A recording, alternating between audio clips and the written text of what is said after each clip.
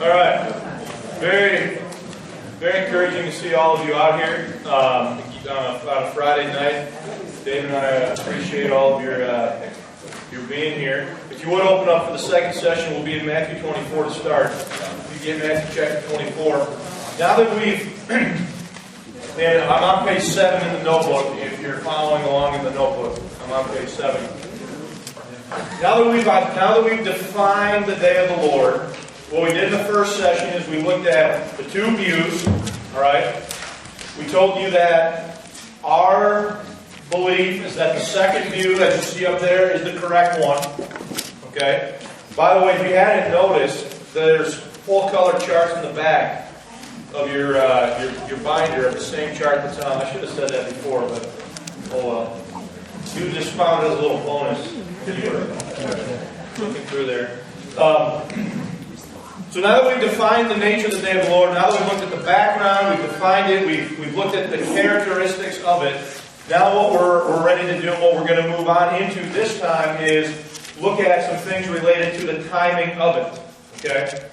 So, in this study we want to demonstrate that the day of the Lord comes to earth with the second coming of Christ, and therefore does not include the 70th week of Daniel or the tribulation period in the day of the Lord. Now remember, we said that the day of the Lord is the day when the Lord alone is exalted. We said it's defined by His presence. We said that it's a day when He deals with and destroys His enemies, that He establishes His kingdom, that He reigns as King over all the earth, that He stands upon the Mount of Olives. We went through all of that stuff in the last study. Now what we want to do is look at the timing.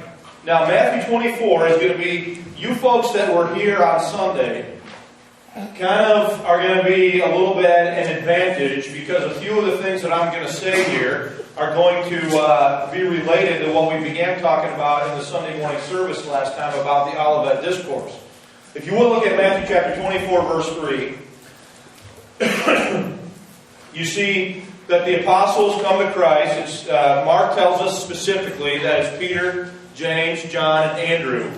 But Matthew chapter 24 verse 3 it says, "As they sat upon the Mount of Olives, the disciples came to Him privately, saying, Tell us, when shall these things be, and what shall be the sign of Thy coming and of the end of the world?"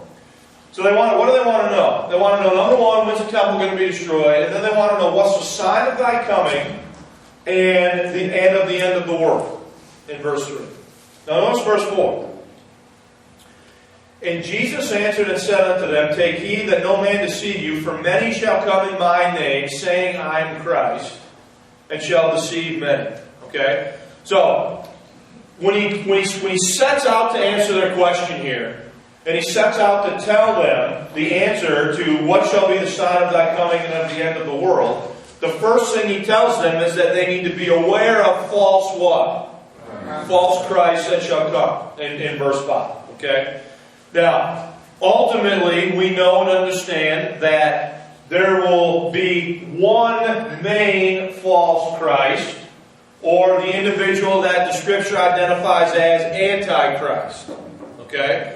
So there's a warning here. He warns them that the first sign of the end of the world and the sign of Thy coming and of the end of the world is related to the rising of false Christ.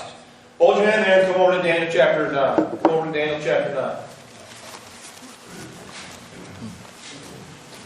Now there's a reason why we're going to do this, and hopefully by the time we're done, you'll understand why we did it the way we did it. Daniel chapter 9, verse 27. Now the tribulation, the 70th week of Daniel. Okay? The tribulation period has a very definite beginning point. Okay? Look with me at verse 27. "And he," well, who's the he? Go back to verse 26. "And after 62 weeks shall Messiah be cut off, but not for himself." Notice. "And the people of the prince that shall what? Shall come. Shall destroy the city and the sanctuary, and the end thereof shall be with the flood, and unto the end of the war desolations are determined, and he shall confirm the covenant with many." How long? For 1 week. Okay? Now by the time you get to verse 27, how many weeks are left in the prophecy? Just one. So what we have is we have one time period here, okay, or 1 week, And this whole thing is going to be 7 years. It's going to be divided 3.5 and 3.5. And this whole thing is known as the 70th what? Week. Now notice what it says there in verse 27. It says, and he shall confirm the covenant with many, how long? 1 week. So what is it, folks, that starts the counting of this 70th week? It's the signing of a covenant between the prince that shall come here, the Antichrist, and the nations in which Israel is involved in this. Look at verse 27. And he shall confirm the covenant with many for 1 week, and in the midst of the week he shall cause the sacrifice and the oblation to cease for the overspreading of abominations. He shall make it desolate even until the consummation. And that determined shall be poured out upon the desolate. So, the thing, folks, that starts the counting here, the 70th week of Daniel, the tribulation period, is the signing of this covenant. When that covenant is signed, it says for how long? 1 week. 1 week of years in this case. So we have a time period here of 7 years. Okay? Now, come with me to Daniel chapter 7. Now, we're not going to read all of Daniel chapter 7 from verses 1 to 25 because we don't have time. So look with me at verse 22. No, verse 21. And I beheld, and the same horn made war with the saints and prevailed against them, until the Ancient of Days came, and judgment was given to the saints of the Most High. And the time came that the saints should possess what? Verse 23. Thus he said, the fourth beast shall be the fourth kingdom upon the earth, which shall be diverse from all the kingdoms, shall devour the whole earth, and shall tread it down and break it in pieces. And the 10 horns out of this kingdom are 10 kings that shall arise, and another after them.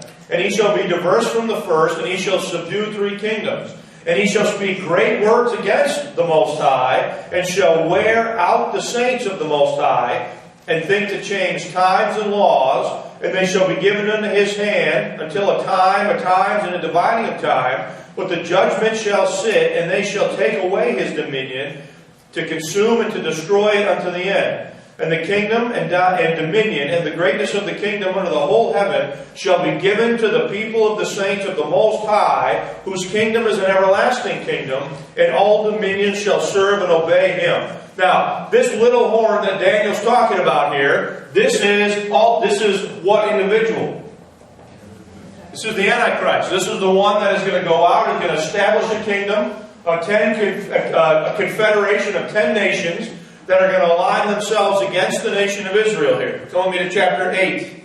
Daniel chapter 8, look at verse 23.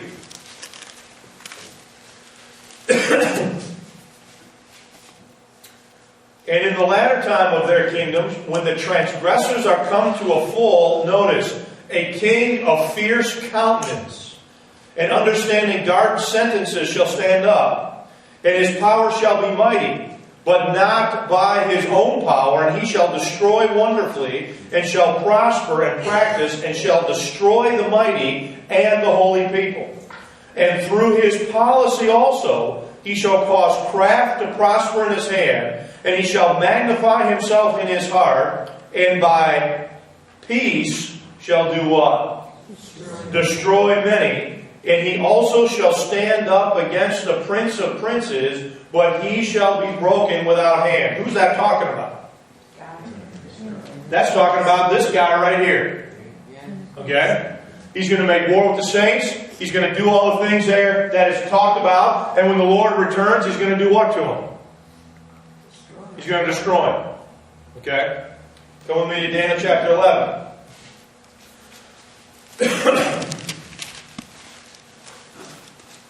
Notice, flip back quickly. Notice again, how does he do this? It says, by peace he shall do what? Destroy many. What happened in Daniel 9:27?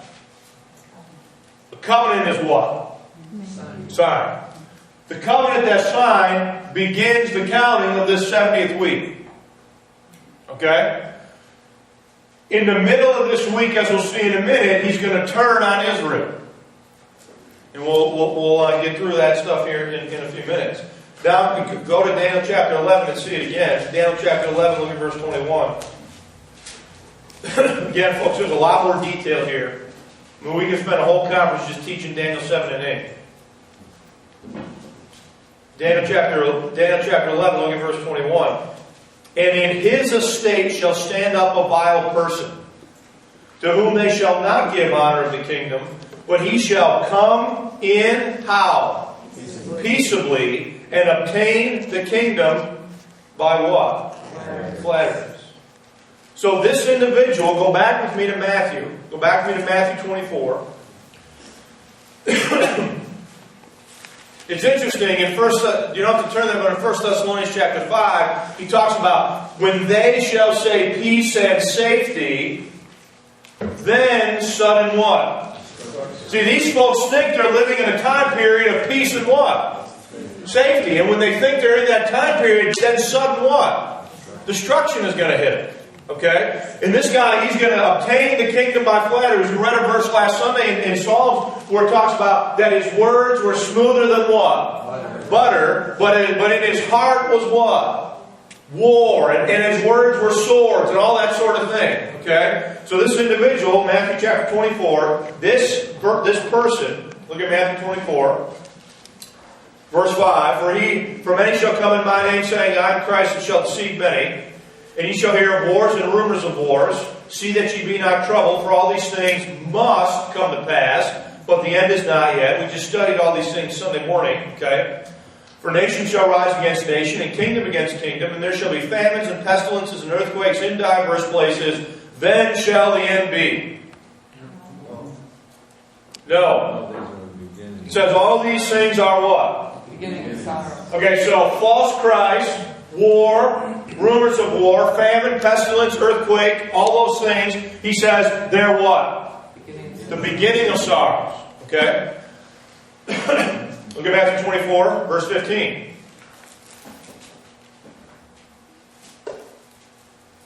And when ye therefore shall see the abomination of desolation, spoken by Daniel the prophet, stand in the holy place, whoso readeth, let him understand. Verse 16. Then let them which be in Judea do what? Flee. So when they see the abomination of desolation, what are they supposed to do? Well, now I have a question. When does the abomination of desolation occur? Come with me back to Daniel chapter 9. Look at verse 27 again.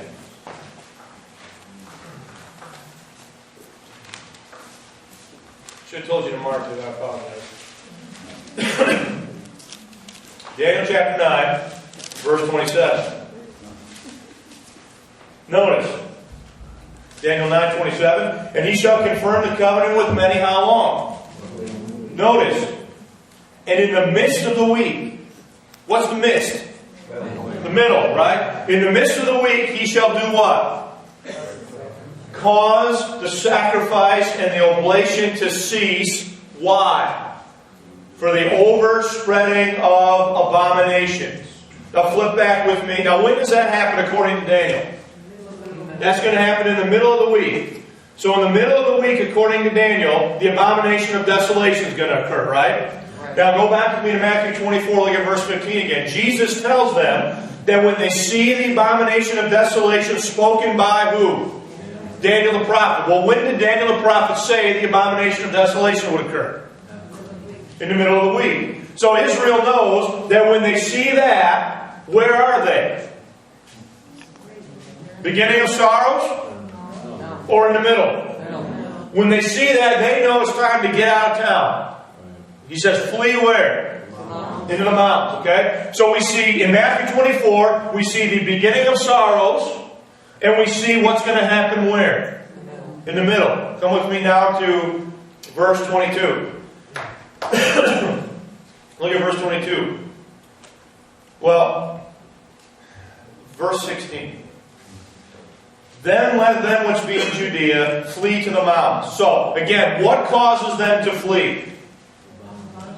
When they see the abomination of desolation, right? So when they see that, it's time for them to flee. And they know, based on the book of Daniel, that happens when? In the middle of the week, right? Verse 17, let him that is in the housetop not come down, and so on. Verse 22, and except those days be what? Shortened, there shall no flesh be saved, but for the elect's sake, those days shall be what? Shortened. Folks, this does not, look at the points here now on page 7. This does not refer to days being reduced from 24 hours to 23 hours. That's not what it means. Okay? Or the Lord Jesus Christ returning prior to the end of the 70th week. Hold your hand here and come over to Psalm chapter 102. Come to Psalm 102.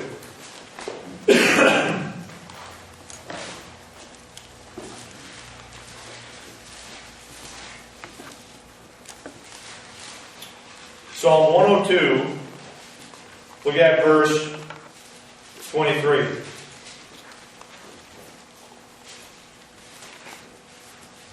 Interesting verse. Psalm 102, verse 23. He weakened my strength in the way. He shortened my what? Days. I said, oh my God, take me not away in the midst of my days. The years are throughout all generations. So to shorten the days of a man's life, in that verse, is to cause his life to come to a premature what? End. Okay? Look at Psalm 89.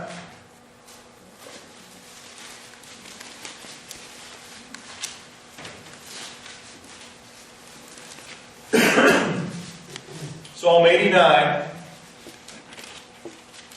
verse 45.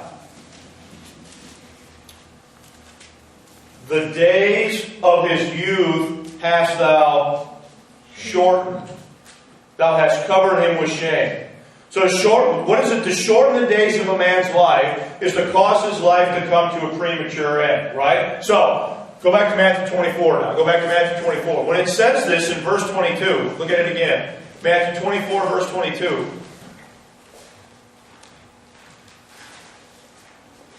Tell you to mark stuff, and then I don't do it. Matthew 24, verse 22. Look at it again. And except those days be what? See, in other words, if God allowed this thing to come all the way out to the end, no one's going to what? Survive. No one's going to survive. So, look at what else it says. Verse 22. Except these days should be shortened, there shall no flesh be saved, but for the elect's sake, those days shall be what? Shortened. So for the sake of believing Israel, for the sake of the elect, the believing remnant, is God going to shorten the 70th week by an unspecified amount of time? That's what it says. Okay? This explains, look at verse 21. For then shall be great tribulation, such as was not since the beginning of the world to this time.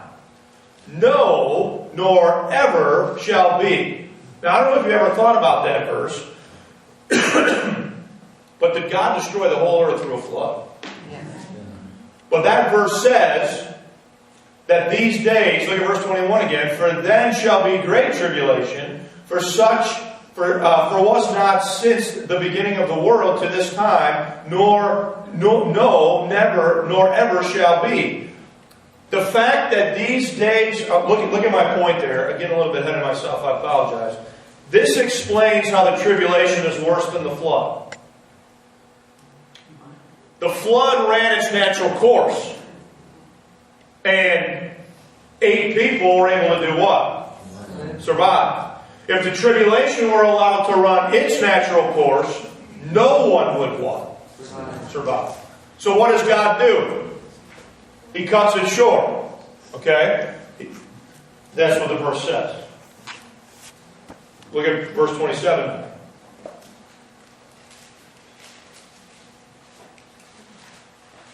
Now just read verse 27. as lightning cometh out of the east,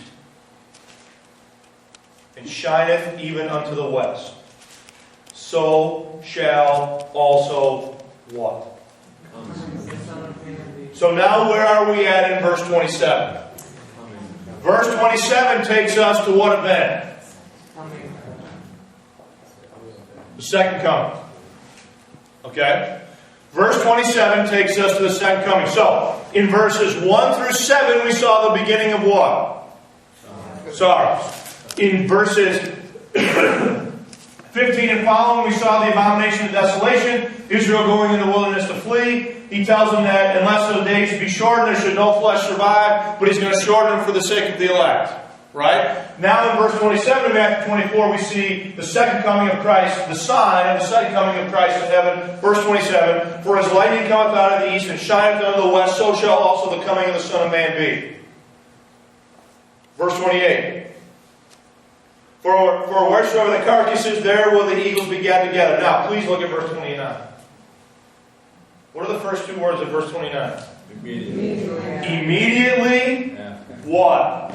After. Immediately after what? Tribulation. Immediately after the tribulation of those days. Shall the sun be what? Darkened. So the sun is going to be darkened. When? Immediately when? After the tribulation of those days. Read the rest of the verse. Shall the sun be darkened, and the moon shall not what? So I'm just going to abbreviate that. The moon is not going to give her light. Okay? And the stars shall fall from heaven, and the powers of heaven shall be what? So are there cosmic disturbances that occur when? Immediately when? After. So does Matthew 24 show you the beginning of sorrows, the middle, the abomination of desolation, and what happens immediately after the end of the tribulation? Yes. Everybody with that? Mm-hmm. Okay, now, go back. Verse 30. So verse 29. Immediately after the tribulation of those days, shall the sun be darkened, the moon shall not give her light, and the stars shall fall from heaven, and the powers of heaven shall be shaken. What are the first two words of verse 30? And then. So, in other words, after what? After the sun is darkened, after the moon stops shining, when the stars fall from heaven, and so the sign of the Son of Man's coming happens after this, and this happens after the tribulation. All you got to do is read the verse. Right? Verse 30. And then, after the cosmic disturbance, in verse 29, and then shall appear the sign of the Son of Man in heaven. And then shall all the tribes of the earth mourn and see the Son of Man doing what? Coming. So, it's very important here, okay? The tribulation runs its course and is shortened by an undisclosed amount of time in this particular passage, okay? Immediately after, the sun doesn't shine, the moon doesn't give her light, the stars fall from heaven, all these things happen, and after that is what? The sign of the Son of Man coming, and the people of the earth see Him what? See Him coming. So you have, in Matthew 24, you have the beginning of sorrows, you have the middle of the week, the midst of the week, then you have immediately after the tribulation of those days, you have the cosmic disturbance after the tribulation and before what? The second coming. Everybody with that? All you got to do is read the verse. Okay? Now, look at the second bullet point on page 8 of the notebook. Matthew 24, 29 through 30. After the tribulation of those days, certain cosmic disturbances will occur. Then they shall see the Son of Man coming. Matthew 24 takes his readers through the entire 70th week of Daniel in summary form. Okay? Now, come with me to Malachi chapter 4.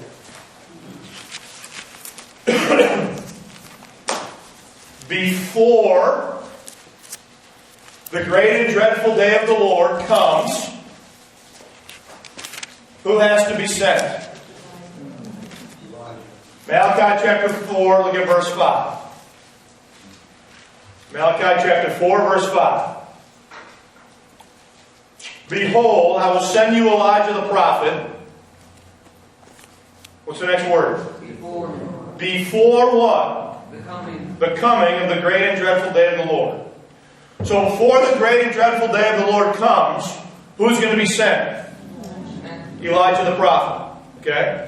Hold your hand there and come with me over to Revelation chapter 11.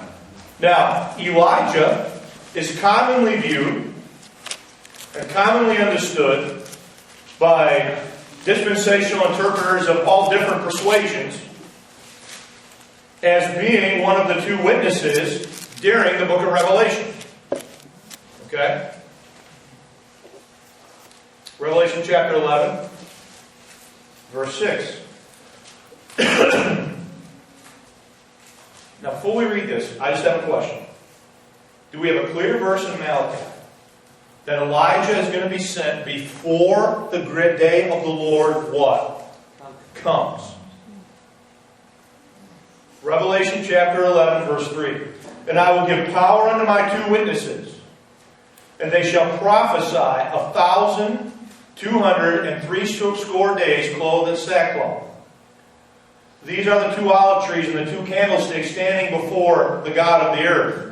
And if any man will hurt them, fire proceedeth out of their mouth, and devoureth their enemies. And if any man will hurt them in this manner, he must in this manner, be killed. These have power to shut heaven, that it rain not in the days of their prophecy. What did Elijah do in the Old Testament? He prayed that it wouldn't what? Now here's one of these two witnesses doing what? Same exact thing. Verse 6. These have power to shut heaven, that it rain not in the days of their prophecy, and have power over the waters to turn them into blood. Who did that? Moses. To smite the earth with all plagues as often as they will, and so on.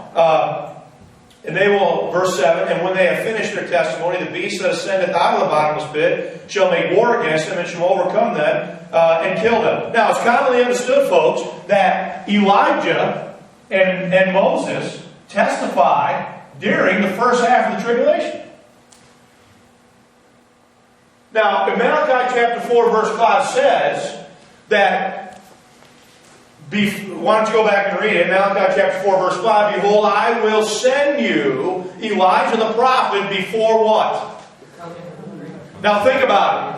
If Elijah and Moses minister here during the first half of the tribulation, and they have to minister before the great and notable day of the Lord can come, then what do I know about the first half of the tribulation?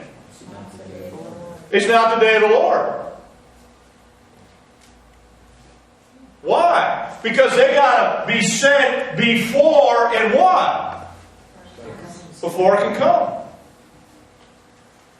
So now I know that the first half at least cannot be called the day of the Lord, because these men have to be sent before it can what? Is everybody following that? Now, come with me, look at Joel. Let's come over to Joel chapter 2. Get Joel 2 in one hand and Matthew 24 in the other.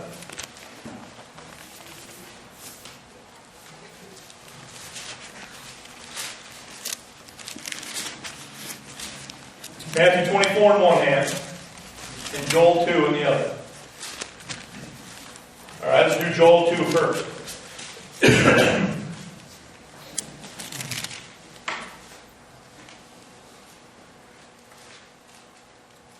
Joel chapter 2, verse 31. Okay. The sun shall be turned into darkness, and the moon into blood. What's the next word? Before the great and terrible day of the Lord, what? So before the day of the Lord can come, the sun be turned into darkness and the moon into blood before it what? Now, what did Matthew 24 tell us about when that happens? Immediately. Go back to Matthew 24, look at verse 29, immediately what? After the tribulation of those days, shall the sun be darkened, and the moon shall not give her light, and the stars shall fall from heaven, and the powers of heaven shall be shaken, and then shall appear the sign of the Son of Man where? Okay, so what do I know then? I know that Elijah the prophet has to be sent before the great noble day of the Lord what? I know that the sun is going to be turned into darkness, the moon into blood, and so forth, before the day of the Lord what? So now I know that not only is the first half of the tribulation, but neither is the second half of the tribulation, called what?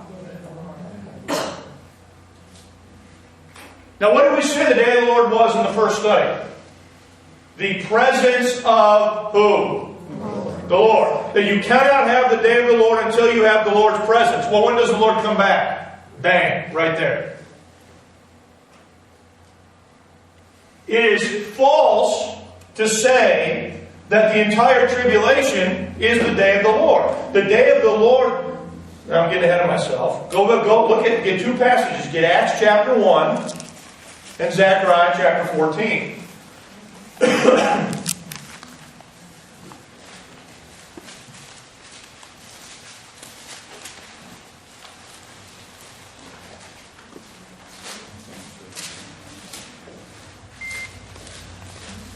Acts chapter 1.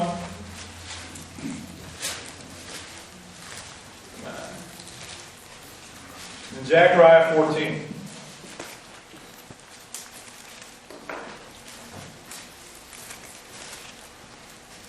Now look. Have we been playing any tricky games or funny business with the verses here? All we've been doing is just what? Elijah the prophet is going to be sent before the coming of the great and dreadful day of the Lord. Elijah ministers during the first half of the tribulation. Therefore I know this can't be what? The day of the Lord. Matthew 24 says that immediately following the tribulation of those days shall the sun be darkened, and so on and so forth.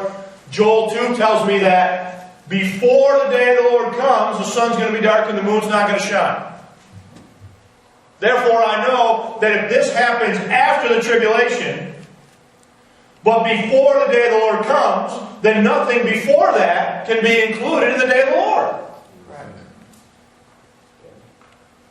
Then you take into account what we've already studied, that the day of the Lord is the presence of the Lord, that it's the day when the Lord destroys His enemies, then we know that the day of the Lord cannot come to earth until when?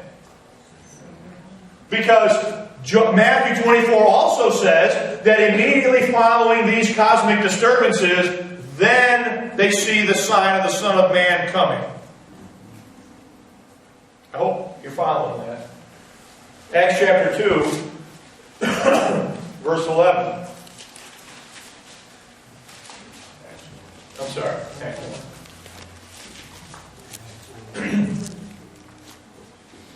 Acts 1:11. Which also you men of Galilee, why stand ye gazing up into heaven? This same Jesus, which is taken up from you, shall come in like manner as ye have seen Him go where?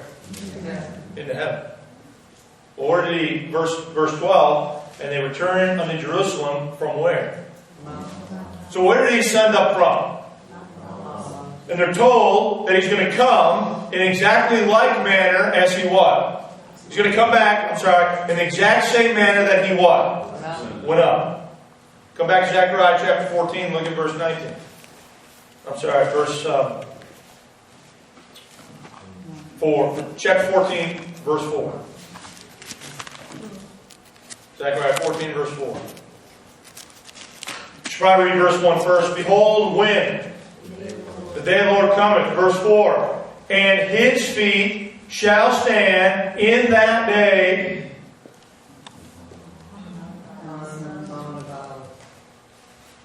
And when's that going to happen? In the day of what? So He is sent over here. He ascends up into heaven off the Mount of Olives. Over here, when He comes back to the Mount of Olives. And the passage explicitly says that it's in the day of the Lord when that what? When that happens. So therefore I know that none of the tribulation period can rightfully be called the day of the Lord scripturally. I hope you're following this, okay? Because all we're doing is drawing on the board what the verses are saying, okay? Now, come with me to 2 Thessalonians chapter 2.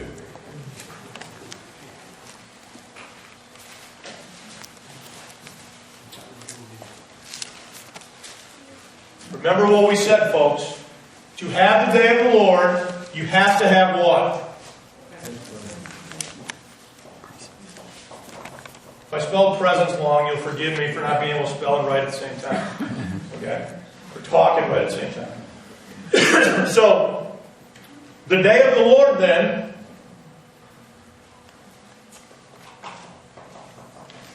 is defined as the presence of the Lord, and it's the day when the Lord alone is what? Exalted. Did we learn that last session? Okay. Question. Is that happening here? Is that happening here? Where's that happen? Right there. And the timing of that is after the cosmic disturbance, after the tribulation. When the Lord has His presence where? So when He comes down, stands on that Mount of Olives, and He ushers forth that army to go after the boys, the kingdom's going to be established. Satan is bound. You're going to have the great white throne, and then finally you're going to have the new heavens and the new earth out here. And we already said that all of that is included in what? The day of the Lord. Now look with me as we wrap this up. 2 Thessalonians chapter 2, verse 3. Let no man deceive you by any means. For that day shall not come, except there come a falling away first, and that man of sin be revealed, the son of perdition, who opposeth and exalteth himself above all that is called God or that is worshipped, so that he as God sitteth in the temple of God, showing himself that he is who? Hey, what's the abomination of desolation? This is that verse right there. That man of sin, son of perdition, he's going to go up into that temple in the middle of that tribulation. He's going to sit himself down on the top of that mercy seat between the cherubim, and he's going to say, I'm God, worship me. Verse 5, remember ye not that when I was yet with you, I told you these things? Now please watch verse 6. And now ye know what withholdeth. That he is referring to the man of sin, the son of perdition, in the context.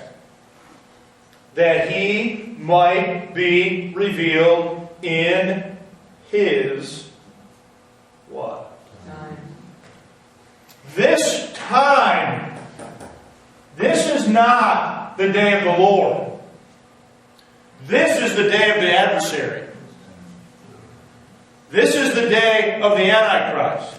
Because the Lord alone is not being exalted here. The Antichrist is exalting himself as God. Therefore, by our definition of what the day of the Lord was in the first study, we know that this cannot be what? Because is God alone being exalted here? Is God present? Is this the presence of the Lord here? No. It's the exact opposite. It's the day of the adversary when he has his time and exalts himself as God and demands that man worship him as God.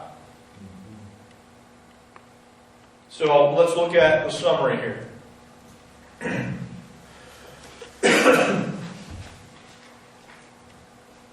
There are three conclusive reasons that the day of the Lord cannot come to earth prior to the second coming.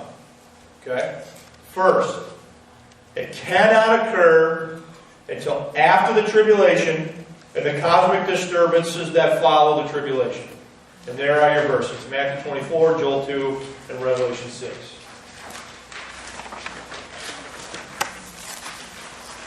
Second, it cannot include the tribulation on earth because the beast is exalted during that time. And third, the day of the Lord is the presence of the Lord. Thus, the day of the Lord comes when the Lord Jesus Christ Himself arrives and cannot begin prior to His physical presence. So, when does the day of the Lord come? Right there. From there on, all the way out, who alone is exalted? Who alone is present? Who's exalted here? This is His time, Paul says. When He has His day and exalts Himself as God and demands that man worship Him as such, take His beat, numbered, blah, blah, blah, all that stuff in the book of Revelation. So let me be clear. The day of the Lord comes at the second coming of Christ. It does not include the events of the tribulation. Now, the next objection somebody would raise is, what about the verses where it says that the day of the Lord comes as a thief in the night? 9 a.m. tomorrow morning, Brother Dave Reed is going to talk to you about that. So I'm sorry, you're just going to have to come back to get the rest of it. Okay? Does anybody have any questions or comments about the second study? Does everybody understand what we just did here? I hope you follow what we did and why we did it based on the verses and how the definition and the character of the day of the Lord from the first study affects and impacts how you understand when this day comes. Okay? Sarah? Zechariah 14 verse 1 says, Behold, the day of the Lord cometh, and thy spoil shall be divided in the midst of the east. What does that mean, the spoil be divided? To divide the spoils, like to take the spoils of war. It's a term about taking the spoil of war and dividing it. It's all alluding to this. All these verses we read about the warfare and the day of battle and the Lord leading His army and all that stuff is all what that's alluding to. What is the term? Bathed in heaven, his sword is bathed in heaven. Bathed, what that means? I'm glad you asked that, because we're going to answer that tomorrow too. Yeah. When I tried all this together read Revelation, it looks like verse 19 of Revelation is the day of the Lord. Read chapter 19. Chapter 19. But after that is the great white throne. Yeah. There's a lot of stuff that happens in this time. He comes back, he executes His wrath, He judges the nations, Satan is bound, the millennial kingdom is established, Satan is loosed. There's a lot of things that we don't have on here, but they fit into the day of the Lord because A, the Lord is present, B, the Lord alone is being exalted, and C, they fit within the timing up here between when He returns and the new heavens and the new earth that are clearly identified as occurring in the day of the Lord by 2 Peter. Sure. Okay, I got the second coming, and then you got the cosmic thing before that, and then way before that, the Antichrist is taking over. What happened to 3.5 years? Where? The middle. The middle. What happens here? Yeah. A lot of stuff. Okay?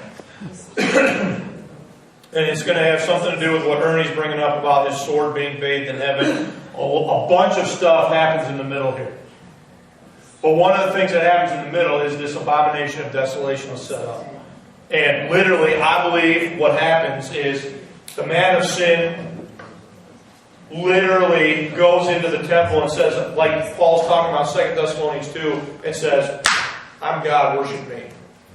But isn't it sometimes God shortens the days so that don't suffer? I would say those are shortened off at the end somewhere out here. Because Israel suffers great suffering during this 3.5 years here. Okay. Now, we'll be filling in some more details on this sort of roughly drawn chart, throughout the rest of the weekend. But what have we seen so far tonight? We've defined the day of the Lord. Let's back up. I presented you 2 views. I said there are 2 views that are out there. Okay? We defined the nature and character of the day of the Lord in the first study. Then in the second study, we looked at the timing of when that day comes.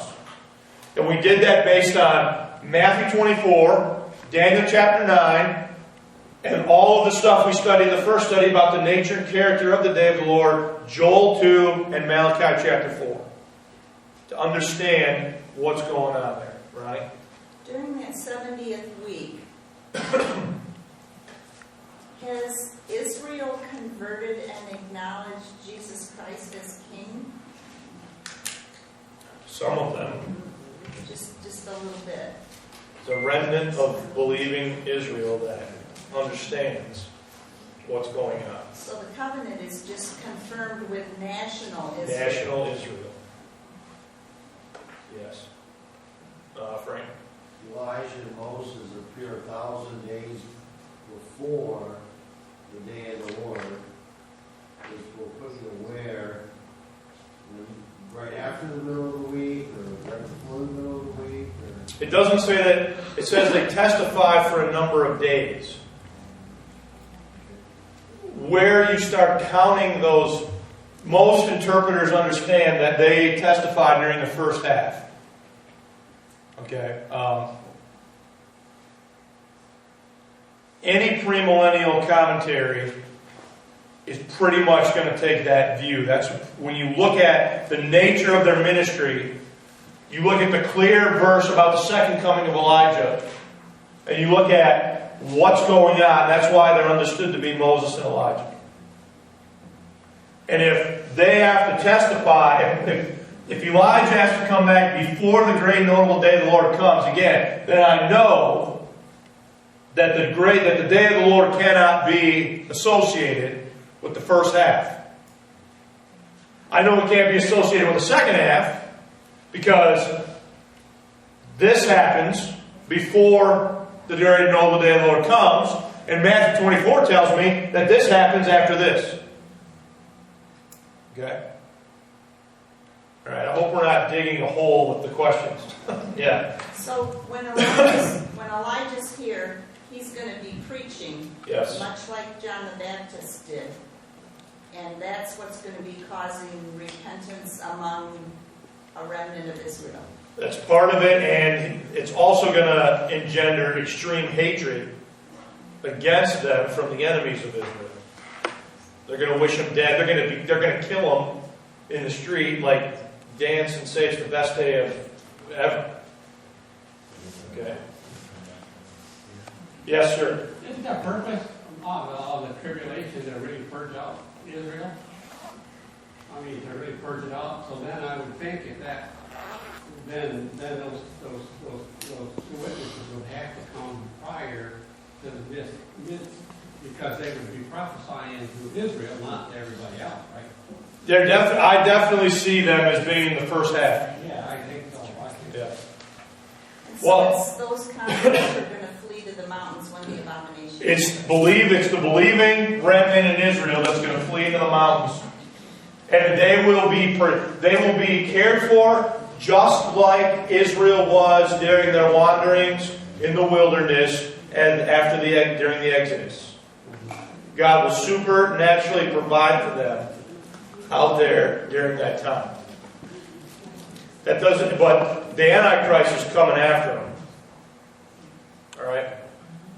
Sarah? I thought I remembered on Sunday us reading some verses that said that a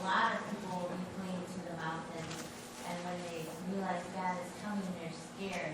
That's at the end here. That's Revelation 6, the sixth seal. When they see the sign of the Son of Man in heaven.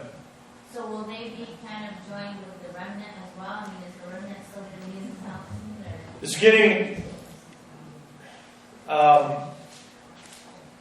they will be on earth to see the sign of the Son of Man coming.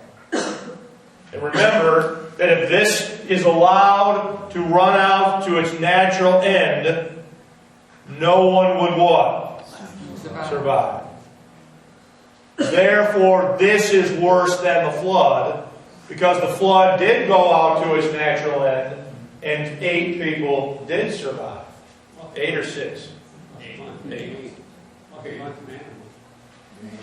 So, What is the sign of the Son of Man? his lightning cometh out of the east. Is this the light of Christ himself? And I think so, based on his lightning cometh out of the east and shineth unto the west, so shall the coming of the Son of Man be. And what was the question they asked him in Matthew 24, verse 3 or 4? They said, what shall be the sign of thy what? Of thy coming. So he tells them what the sign of his coming is going to be and when he's going to come. He's coming when? Immediately after the tribulation of those days. After this is going to happen, and then he's going to come. And then the other verses tell you that this is when the day of the Lord comes. So, tomorrow we are going to start at 9 o'clock in the morning. Okay? So if you want a breakfast snack, a bagel, what have you, cream cheese, if you want to bring something, please do that. Don't forget that we're asking for $5 to help pay for pizza tomorrow. You can give that money to either myself or Wayne, and we will make sure that it gets to the appropriate person. So tomorrow morning, Dave is going to start talking about the day of the Lord comes as a thief in the night. Then we have another 2 more morning sessions. I'm going to do both of those. Then Dave is going to take one afternoon session after lunch, and then we'll be done. Then we'll come back tomorrow, Sunday morning, during the adult Sunday school hour. Dave is going to teach a final Day of the Lord related lesson. And then Dave is going to preach Sunday morning, the main study Sunday morning. Okay, so that's the schedule for the rest of the weekend. Okay? So go home, get some sleep, come back bright and early at 9 o'clock ready to go again. Thanks for coming.